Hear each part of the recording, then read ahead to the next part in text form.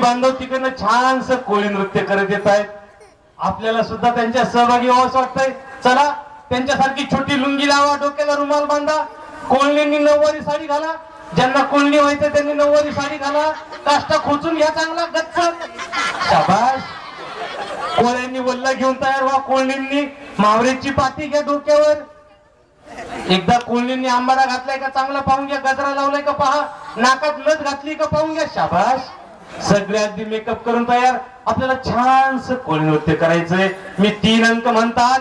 1 2